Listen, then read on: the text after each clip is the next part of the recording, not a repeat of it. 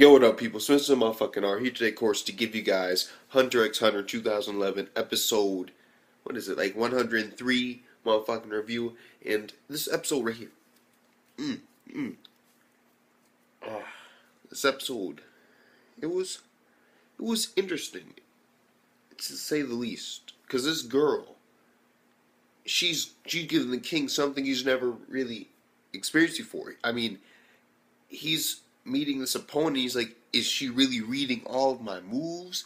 Like he doesn't know he doesn't know what she's really doing, and I don't even think she's really even went all out on him yet. He's just getting blown apart. He can't catch her rhythm, so to speak. And besides that little part, there was comedy throughout with this blind chick whose hair's like all over the place. She's blind. It don't matter. Deal with it. And I'm enjoying her. And she's a little bit not all there. Not all there, so to speak. Let's do that. She isn't the smartest in a barrel of fish, if you get my drift. Just saying, just saying. Anyway, the thing about her is, like, the king was like, be quiet. It's like, shut your mouth. And she shut her mouth. But she had, of course, she had like a cold and her nose was stuffed up. And so she passed the fuck out. Like,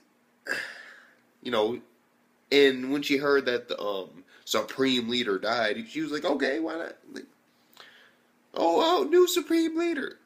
And apparently we also find out that she can play this fucking game for 3 days and nights straight, which is an amazing thing. I mean, she's blind, and when she plays, she opens up her eyes, and she can't see, and so it's like kind of weird. And the king's like, "Oh, why are your eyes open? Can you actually see?" She's like, "No."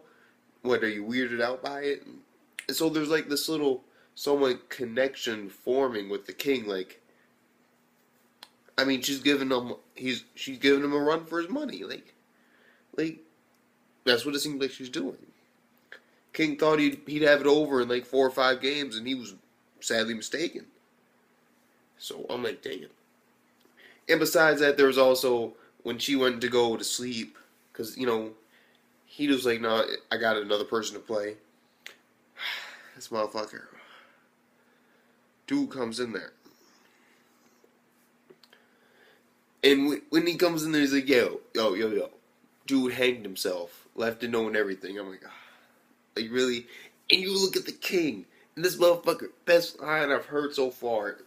Oh my god. Like, in like the past 5 episodes, this is my favorite line. Like, oh my god. This one, he was like, "Fool, revive him." Like, I'm like, oh my god. Like, just picture that situation. That would be like, oh my god. Like, you don't want to end up dying by this dude and like getting mutilated and stuff like that, so you decide to hang yourself.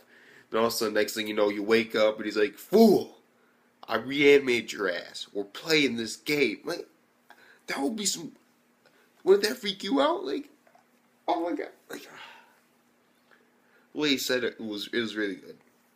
And besides King, we got Morale and Cheetu. And Cheetu comes out and apparently has his new Nen ability. And he's looks like, Morale, he's maintaining the city, he's protecting it.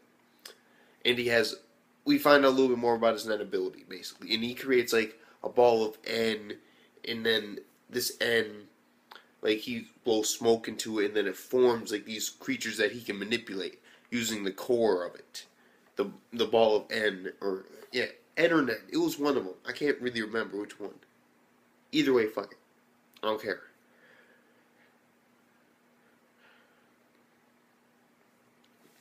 Either way.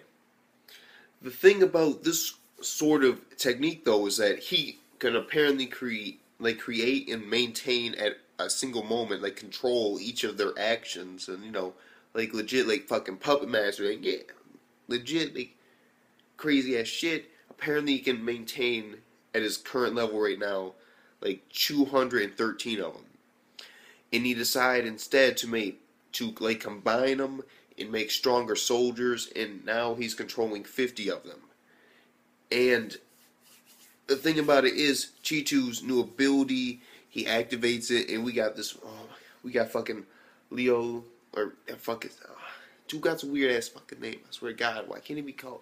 You know what the fuck I'm talking about? This lion tiger nigga. Fuck it. I don't care. This dude basically is like, it doesn't matter who wins. I got 8 hours. And he's like, no matter who comes out, I'm gonna kill him. Like, it's over. I'm getting the credit for this. And so I'm seeing this whole situation about this dude. No matter who comes out, if it's Morale, the nigga's gonna get cut down. You know, he's gonna kill him. And if it's Cheetu, he's just gonna kill him and say that Morale killed him, and then he killed Morale. So that's apparently his plan. And also he's reiterating this whole thing about, like, he's just making it really firm, like, he cannot show anybody his net ability. Nobody can see it.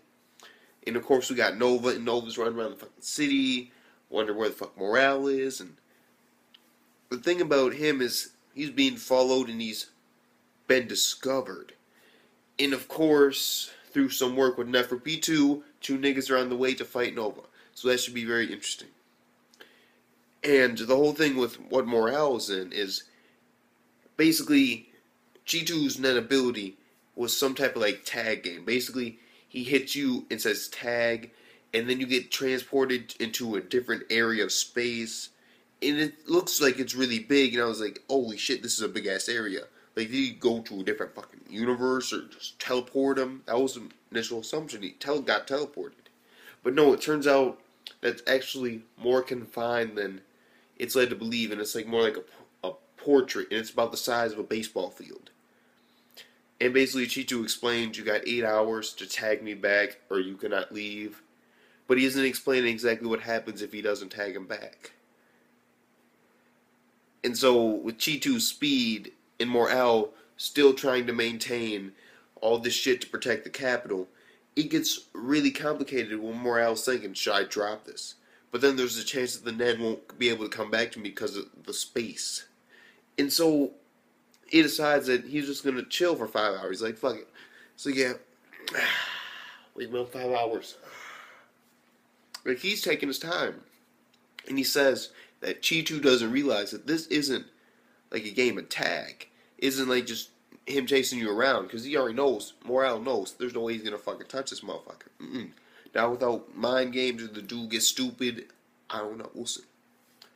But the thing about it was that, the way Morale was stating it, it's more of who has more mental strength, who has more will, in a sense. Yeah, will works good. Who can take all this mental stress on the mind of being trapped in this small area with your enemy, and like, but apparently Cheetu can't fight him, apparently. Otherwise, I'm like, bro, why don't you just whoop his ass? Like, I get that he's, big dude and all, but I mean, at least you'd land some punches. I mean, he isn't at his strongest right now. But maybe he can't, because it is a game of tag, and if he gets in close with Morale, then it kind of defeats the purpose of him running away from him. So he's not going to take that risk and go up to Morale and fight him. And so basically now Cheetu, he really wants him, he really wants to run around and stuff. He wants Morale to chase him. But I was like, fuck that. And so now he's playing mind games with this motherfucker Cheetu. In whatever way it turns out to end up, I see if Morale does win, it would be through some sort of means of like Cheetu getting like mind fucked to shit. Like, I can't take it anymore. Fucking touch me. I want to get out of here. Like